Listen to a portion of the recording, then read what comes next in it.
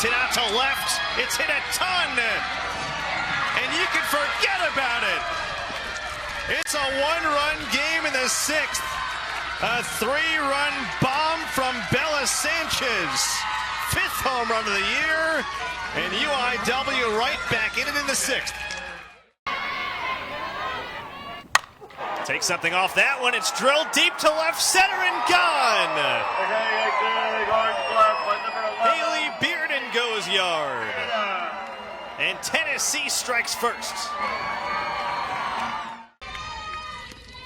0-1. On the hands, loop toward third. Diving catch by Maggie Black. Laying out to finish off the fifth. Tying and go-ahead runners are aboard. One down, bottom eight. To third. Savage steps on the bag, throws across the diamond in time. A game-sealing double play from Haley Savage. And HBU holds on to win in extras for their second ever Southland Conference tournament win. You're watching the Southland Conference on ESPN. We roll along with the opening round of the Southland Conference softball tournament with an in-state battle between a couple of Texas schools. The third-seeded Texas A&M Corpus Christi Islanders taking on the sixth seed, the HBU Huskies. Winner here today gets either the 2-seed and host Southeastern or 7-seed Nichols still to come in our nightcap tonight. Loser to the elimination bracket. Northwestern State beat UIW earlier today to set up a matchup with McNeese.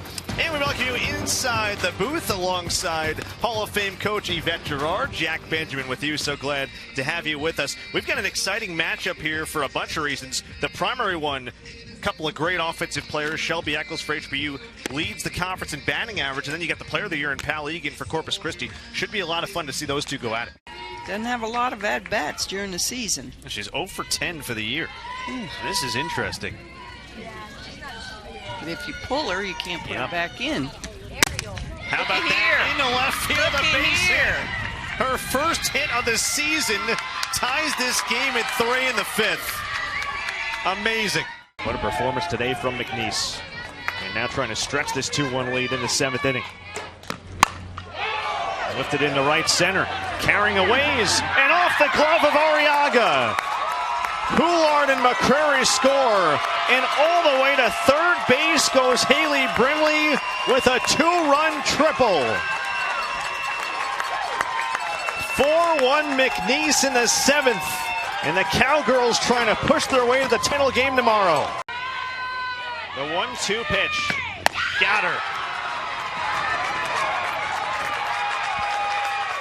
Straight dominance from Cassidy Welber. 2 strikeouts in the inning, 8 on the night. And NSU strands the bases loaded with nobody out. Bottom 5 we go. SFA up 3-1 in the quarterfinal.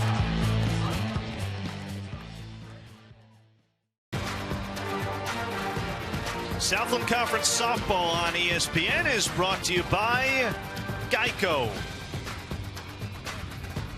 To the sixth inning we go here from North Oak Park in Hammond, Louisiana. Campus of Southeastern Louisiana University. Northwestern State gets 1 in the bottom part of the fifth. Could have been a lot worse. Their lead is 4-0. Seems like that's plenty of run support right now for Sage Hoover, who has been dominant through 5 innings. She has faced 2 more than the minimum.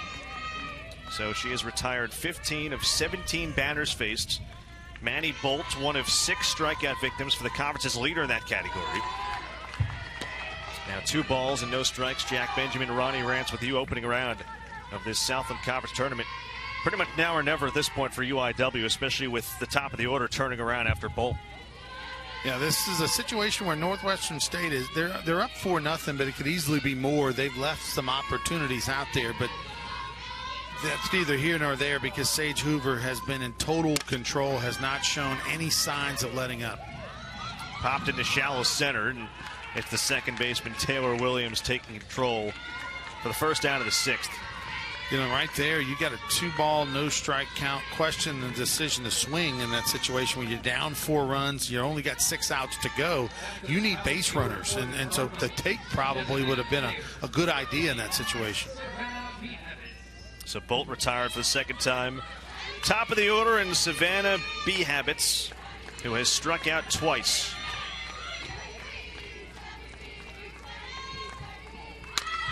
Bunts, and that falls in front of DuBois.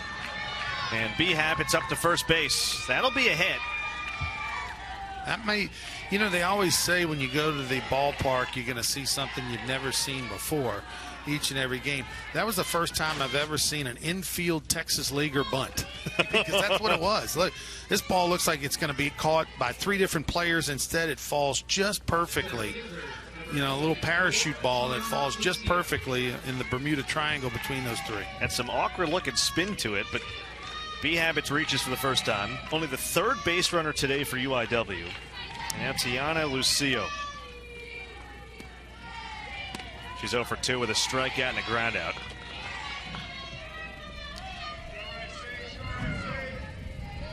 Again, UIW's first ever Southland Conference tournament appearance.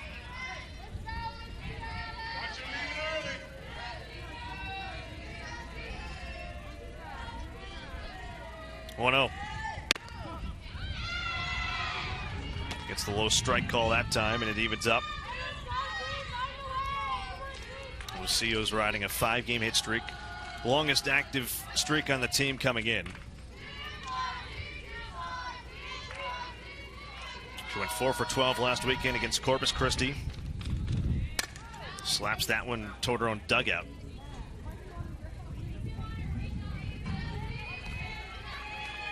Well, Hoover's been so impressive. You know, she's had everything working today. I mean, has not even had any sort of sign of struggle. 3-4 different pitches all working.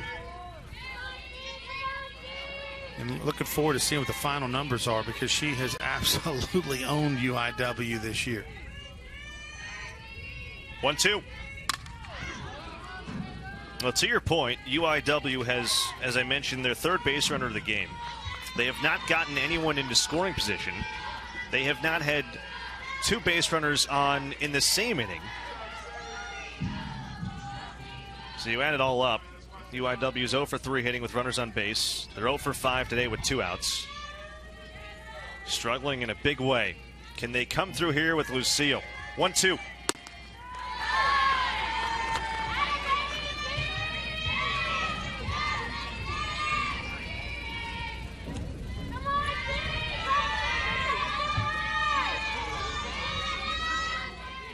Hoover taking a little bit more time in between pitches right there. Kind of was shaking on her wrist a little bit. Not sure if that means anything yet. Called strike 3 at the knees.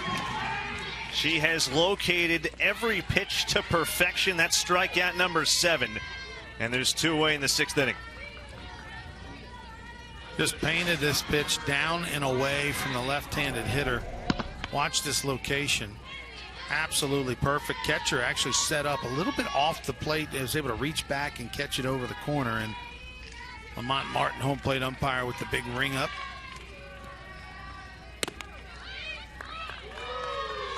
It's outside to Riley Mata. Now, this is a UIW team. Again, they came in hitting 254 as a group, but in Southland games, 18 of them, they hit just 226. They slugged only 302, and their on-base clip was 300. So all of those numbers substantially down from their overall marks. That's upstairs. It's 2-0. Part of that is the way you schedule and who you face. Part of that is you got 18 conference games and you get no hit. Your numbers are going to go down pretty substantially. Absolutely. For Southland play.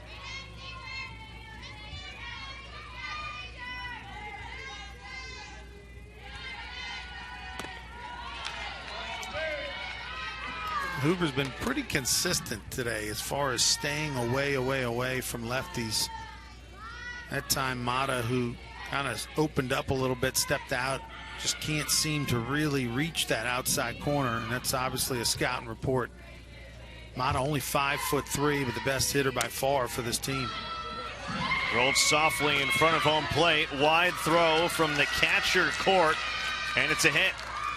So for the first time today, UIW has a runner into scoring position and 2 runners aboard in an inning.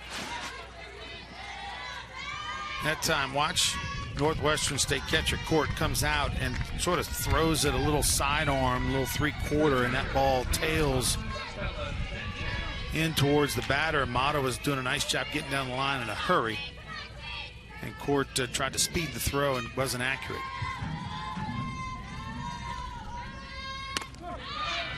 It's in there for a strike to Bella Sanchez. Sanchez with 4 homers, 16 driven in this season. Can she come through with something here with 2 outs? That one got in on the hands, and it's 0-2. UIW today 1 for 6 hitting with 2 outs. That infield single was their first hit with 2 outs. Well, they were 0 for 21 against Sage Hoover from an at-bat perspective on April 22nd. So they'll take their hit total here today of 3 now, but an 0-2.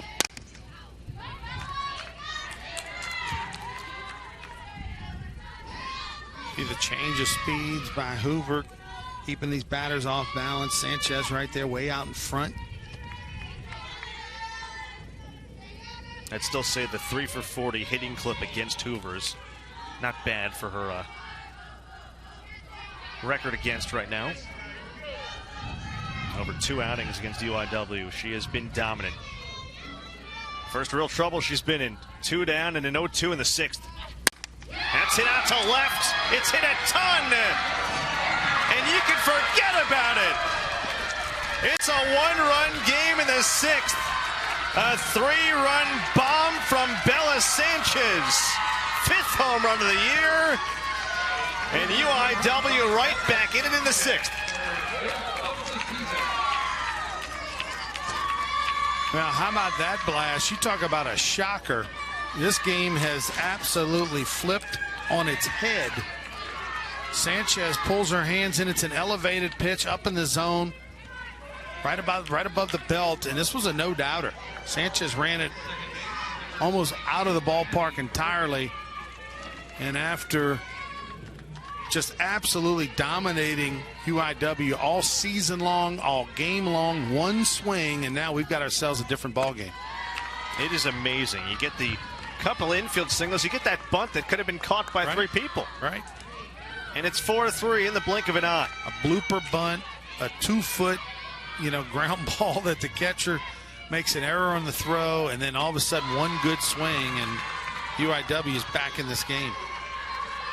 How will the freshman Sage Hoover respond? Because she's never been in this situation before, or maybe in her life. 6th home run she has allowed this season. That's now back-to-back outings allowing a homer. Remember, Southeastern got one off her last week on Saturday. Donald Pickett out there to talk with her. Much needed visit by Pickett, because Hoover's head is spinning right now after giving up that blast. She's now fallen behind 2-0. There's some frustration, and you don't know what's going through her head right now. And they've got to get her locked back in. She's got to get 1 more out to get out of this inning. Abby Frank awaits. Big cut there. 2-1. It had a little extra juice on it, didn't it? I think it's probably some, Hoover, not a happy camper. She's going a little bit harder right now. People watching this game might say, with the way that Sage Hoover had been going, that it'd be insurmountable for UIW. But again, this is a team, they don't hit for average, they hit for power all season long. This one's flared out to left, and Mackenzie Chafin is there to make the play. But we've got a new game here in the 6th inning. A 2-out rally and a 3-run homer from Bella Sanchez to cut the deficit to 1. 4-3 midway through 6.